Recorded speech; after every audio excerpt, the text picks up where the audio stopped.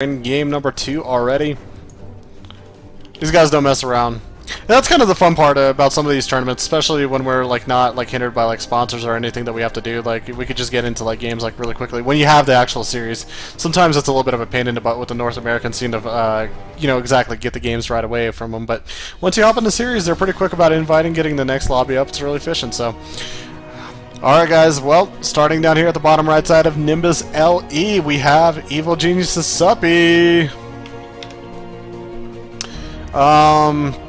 Just, that last game, it comes down to losing 23 workers, 7 queens, you lose that amount, and plus the lings you lose that amount and you spend that much time having to reproduce all of those units,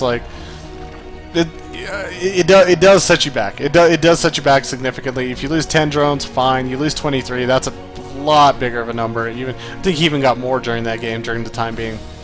So, hopefully this game with the in-base expansion, he'll be a little bit more safe. He'll have to only focus on the third base only so much, which is over here. But who knows, might not even get to that point. We'll have to see.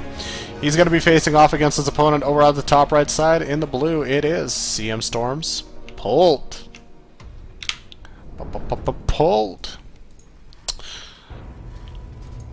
Racks, gas. Expect Reapers on this map. Reapers on this map are okay.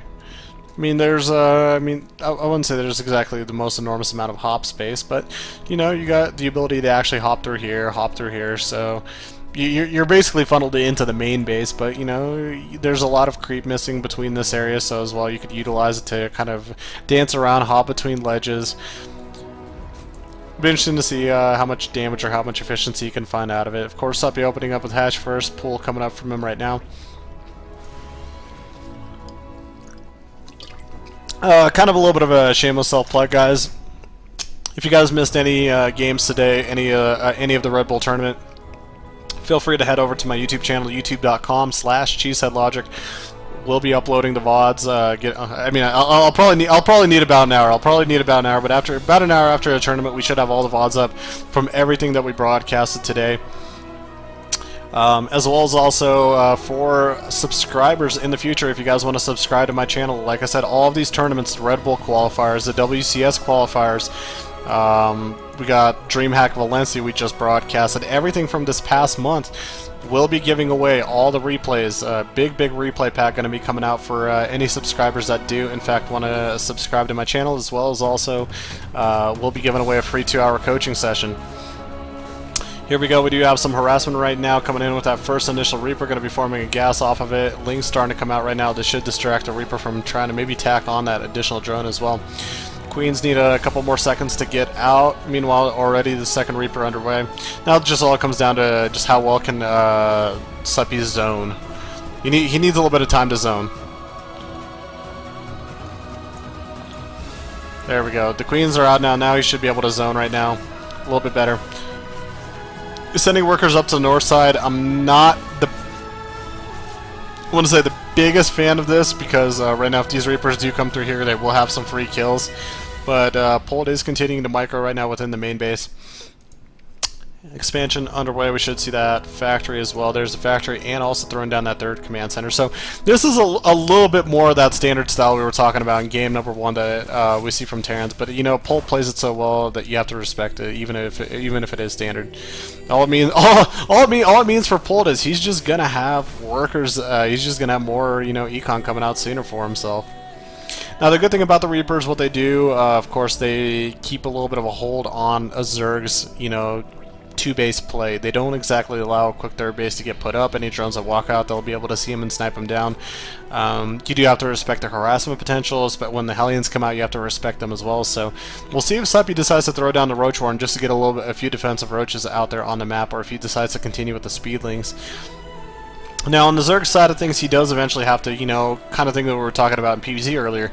Somebody goes for, quick harassment or something like that. You have to read-react. You have to read-react to them. So do you want to go for a little bit more of an aggression, or do you want to... Okay, there we go. We got the third hatch. Gotcha, Suppy. Gotcha. Now, due to the distance between the main and the third being a little bit far away. We do see Suppy throwing down some of that creep right now, trying to extend himself out as much as he possibly can. The sooner the better.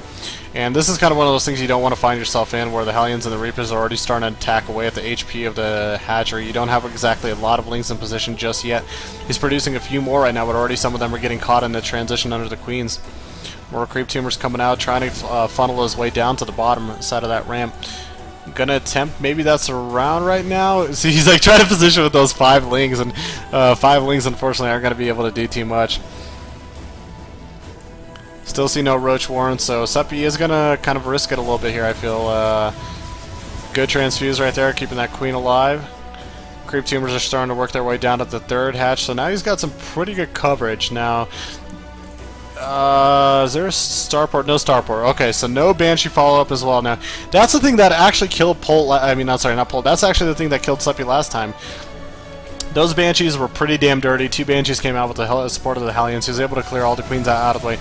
This time around, with the transfuses, with the help of the Lings, you can see he's not losing any workers. He's not actually really losing many units to speak of at this point. In this amount of Hellions and Reapers, it's still a pretty large investment. But, you know, Polt can make the most out of this as long as he keeps them alive as well. I know he's trying to harass and try to take down what he possibly can, but if he, you know, keeps the Hellions alive and gets an armory down, he's got already a lot of Araxis. He's already got, you know, Starport coming up. He's got more barracks adding on as well.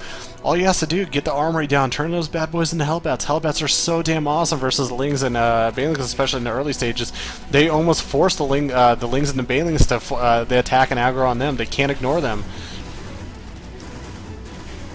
Suppy now with 4 Queens out on the map. Probably should transfuse this Queen once he gets the next opportunity, but still 3 pretty healthy Queens pushing off those Hellions.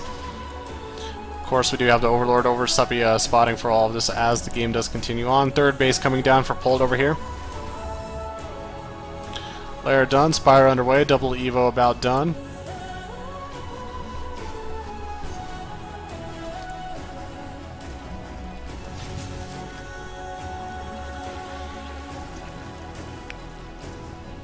Suppy now pretty damn good right now. 67 workers. He hasn't lost any, if I'm not mistaken. No worker losses.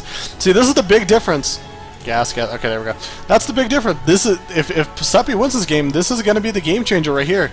The fact that he didn't lose all those workers. That is, when you count it out, 23 workers times 50. That's just magnificent amount of minerals. I'm trying to do math in my head. 3,000. I mean, no, sorry. Yeah, 3,500 minerals? Yeah, I think that's right.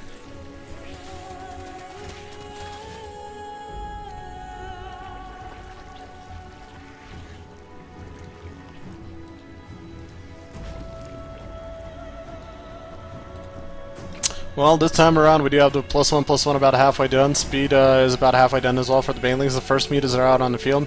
We do have a pretty damn thick push coming across the map, but you could already see Suppy is preparing. He's got some Banelings. He's going to hopefully get that speed on those Banes down in time as well, and the mutas should help him out as well. 10 more Lings in production right now. 2 hatcheries are just about done, man. Suppy just needs about another 30 seconds, man. That's all he really needs. Here comes the attack. Can he get something done right here? The Marauders are getting poked down by the Queens. We do have Widow Mines! Ay. More Banelings getting formed. We have more Lings getting produced right now. He just needs some more time. He needs more time, Suppy. Banelings, and the thing is, he's not rolling forward because he doesn't have Baneling speed. That's for the most part, because without Baneling speed, those Banelings are going to be able to crawl up. They're not going to be able to get those detonations on the Marines, and Marauders will be able to hit him beforehand. This is what we were talking about. He saved the Hellions, and now he forms them into Hellbats with the armory being done. Snipes down a Widow Mine, Suppy right here. 4th hatch is up, macro hatch is up as well. Now he's sitting basically on 4 bases. This is the scenario where Suppy should be more comfortable with. 3 more workers in production. Oh, macro hatch almost done, sorry. Alright, now we got an influx of Lings coming in. 20 more underway. +1 air upgrades about halfway done. Getting that speed also as well for those Overlords and Overseers. A little bit of a frontal aggression, aggroing out some of those frontal units as well. Good spread on them as well. Has to be very careful, but here we go. He's going to go for it. Hellbats are going to be at the very front. We'll see how good of detonations he gets. Clears out the Hellbats, clears out a lot of these units, but man, there's still quite a few Marines still alive for these mutas to pick at. And Suppy gonna have to be reproducing pretty quickly. We'll check out. We'll see. We'll test his injects right now.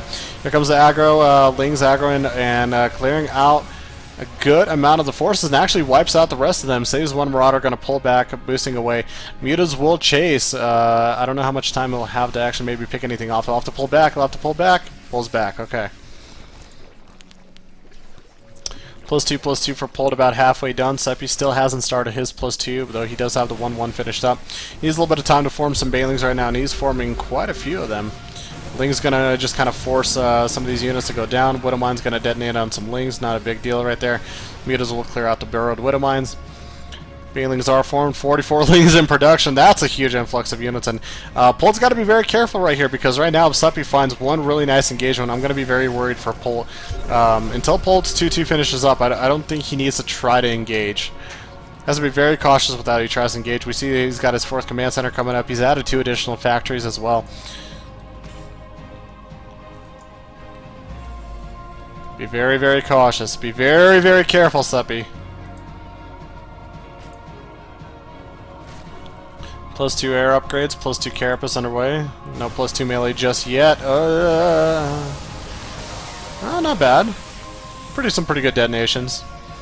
The thing is, right now, Polt's got a pretty good split of the mines right now. He doesn't have them bunched up, so every time units do come up, he's going to lose some chunks of them.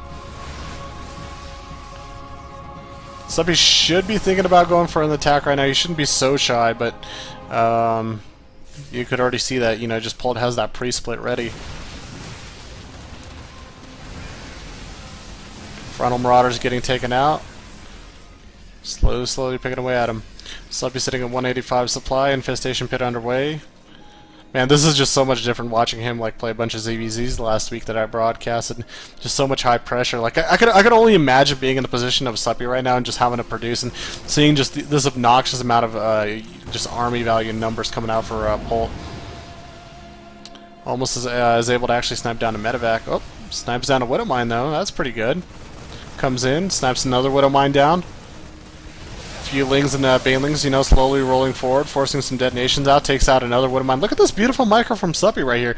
Good job, just slowly, tic-tacking away. And like I said, you guys have ever watched a broadcast with Suppy? He's a very technical player. Very technical player.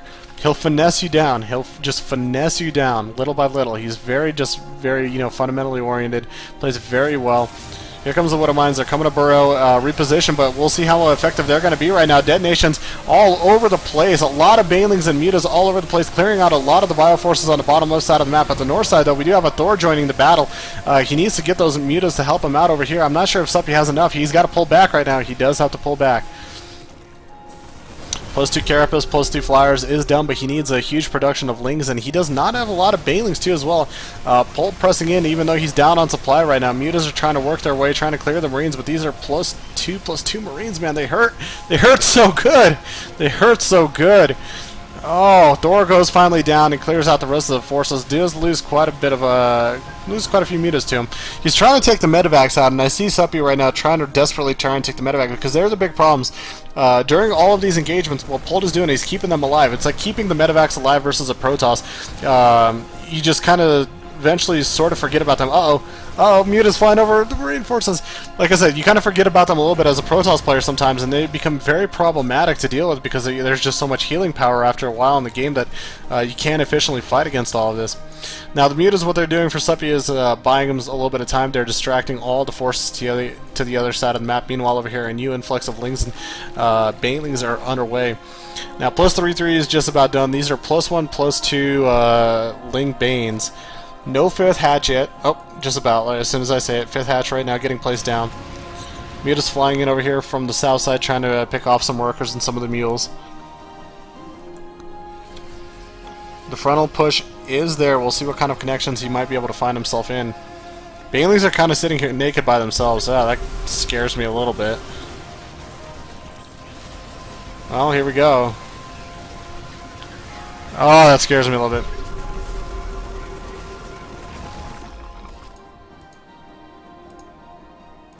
Where are all of Suppy's forces right now? Oh my goodness, Suppy forgot actually all about his...